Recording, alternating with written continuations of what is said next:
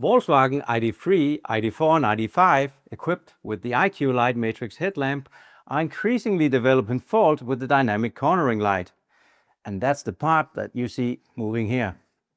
When that happens, following the manufacturer repair procedure, it usually ends up with a replacement of the entire headlamp. And the headlamp alone costs almost 2,300 euros. And that's even before labor, because a replacement of the headlamp requires a removal of the front bumper, and that requires a calibration of the 360-degree camera system, the ADAS system, and finally a basic setting and a calibration of the headlamp using special matrix headlamp calibration equipment. But what if the same fault could be cured for less than 50 euros in parts? In this video, we'll show you a real workshop case that led to a technical investigation at DDTSB. The result was a documented repair procedure that could save the workshops and their customers thousands of euros on this repair. So let's take a look what was really causing the failure with the dynamic cornering light.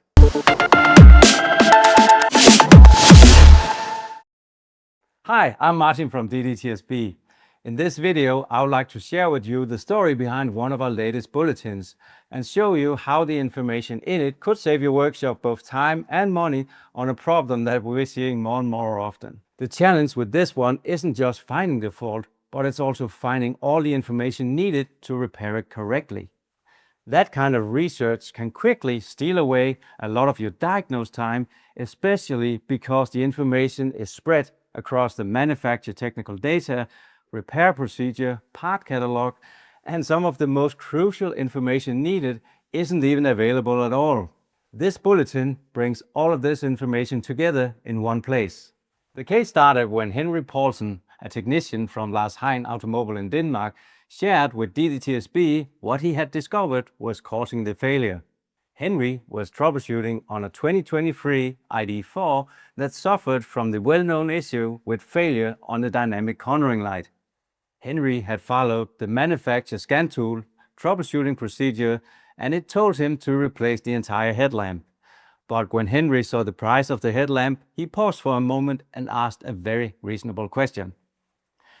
On a big complex headlamp like a matrix headlamp that consists of many individual parts, could it really be necessary to replace the entire headlamp? And if so, okay, what was the actual cause inside the headlamp? Instead of just replacing the headlamp, Henry decided to investigate what had actually failed inside it. He went back to the fault code, and there were two fault codes, both addressing the dynamic cornering light in the left headlamp.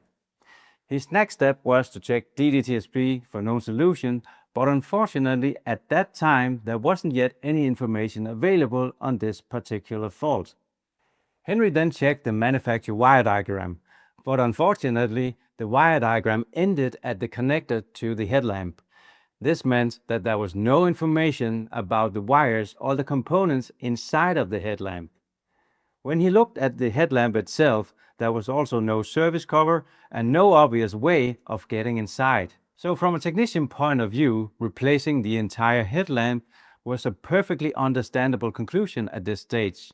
It seemed like it was a sealed unit, not intended to be repaired or even diagnosed. But Henry kept researching.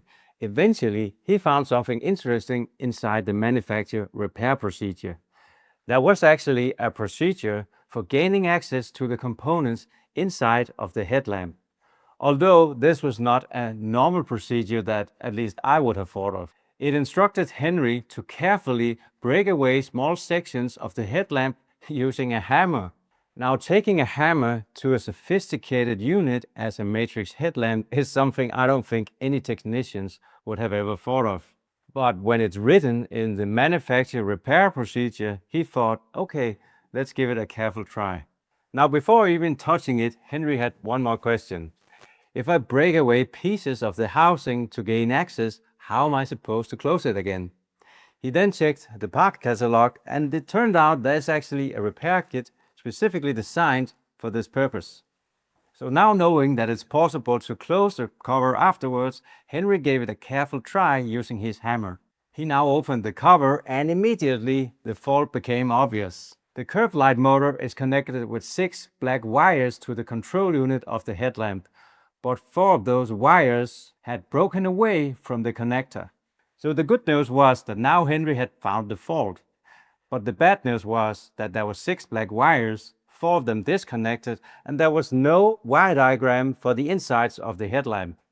So Henry had no way of knowing which wire belonged in which pin in the connector to the cornering light motor. And that's when Henry decided to send in the case to DDTSB. At DDTSB, we first checked our internal hotline database looking for similar faults. Immediately, it became very clear that Henry was far from the first technician to experience this problem. We found multiple cases with exactly the same symptoms. And that was all the evidence we needed to start a full technical investigation. We began our investigation by collecting failed IQ.Light headlamps from local workshops, and it turned out they weren't particularly hard to find. Some of them was replaced because of a failure with dynamic cornering lights. Others came from accident-damaged vehicles, but they gave us very useful comparison material.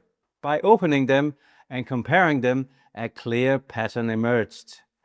Every single one of them had 1 or more broken wires to the IQ.Light cornering light motor. None of the headlamps that we checked showed any failure with the motor itself. We also checked the control unit to the headlamp, and also none of them showed any failure. They all suffered from the exact same cause that Henry initially found with the broken wires. One of the headlamps became especially important to us. There was only 1 of the 6 wires that had become loose, and this enabled us to identify the correct position for each wire. Using continuity measurements between the internal connector and the headlamp control unit, we mapped all 6 circuits for the dynamic cornering light inside the headlamp. The result was a complete internal wire diagram for the connector, making it possible for other technicians to identify the correct order of all 6 black wires. A diagram that simply didn't exist until now. That information is now documented in DDTSB, so other technicians don't have to use time on the same investigation. The next thing we wanted to investigate was why the wires were breaking in the first place. When we compared the broken headlamps, we noticed that on every single one of them, the wires had broken at exactly the same location, right behind the terminal where the wires should normally be strain relieved. When we compared a failed terminal with a good one, we noticed one important difference. On the failed terminal, one of the 2 strain relief crimps around the wire insulations hadn't been crimped correctly. That conductor is only about 0.6 millimeters in diameter. Over time, during normal vehicle vibration under driving conditions, will eventually end up breaking the copper inside the wire in the connector. We can't say for sure why the strain relief wasn't correctly formed on these terminals, but on all the headlamps that we examined, the failure occurred in exactly the same way. And that gave us confidence that we had now found the root cause for this failure. And for us, that's a very important part of a good TSB. Not just how to diagnose it and repair it, but also why it happened in the first place. So we can also take preventative measures as part of the repair process. Once the root cause had now been discovered, simply pushing the wires back into the terminals would never be a reliable repair. The damaged terminals had to be replaced. Since all of the 6 terminals used the same design, we decided to change all of the 6 terminals also as a preventative repair. Now these terminals are extremely small and require a special crimping tool to install correctly, something not every technician has in their workshop. Also, the wire had become shorter after breaking at the terminal, and in our opinion, they were already under too much tension. So we chose a different repair strategy. Instead of crimping new terminals ourselves, we sourced a genuine repair wire supplied with factory crimped terminals already installed. Now, finding the correct repair terminal isn't actually an easy job. The manufacturer of the repair terminal has more than 100,000 different terminal variants. So for a technician who doesn't work with electronic components every day, this can actually take quite a while to identify the correct terminal. This is now documented in DDTSB with the part number, so other technicians don't have to use time on this kind of research. And the best part is the cost. All of the 6 wires and the repair cover for the headlamp can actually be repaired for less than 50 euros in parts. The repair wires were soldered to the original harness, allowing the wiring to be slightly extended and reducing stress on the new terminals. We also carefully selected the location of each solder joint. Every joint was positioned where the wiring could be securely supported, preventing movement around the cornering light motor. That way, the repair isn't exposed to the same stress that caused the original failure. After reassembly, we cleared the fault code and the dynamic cornering light was now fully operational again. Now, all of this research and investigation, including the diagnostic procedure, the internal wire diagrams, the correct part numbers for the correct terminals, and a verified repair method is now fully documented in DDTSB. For us, this was a perfect example to show you just how much time a technician can actually save by not having to do all of this research and just having all the correct information in one place. Henry, the technician, he discovered the fault, he shared it with DDTSB. We at DDTSB then did an investigation.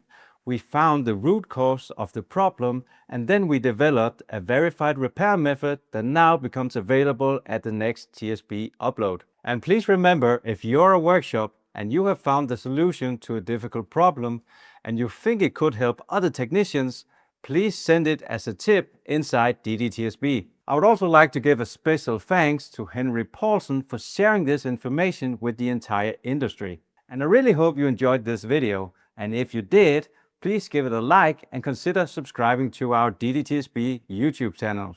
Thanks for watching and see you in the next video.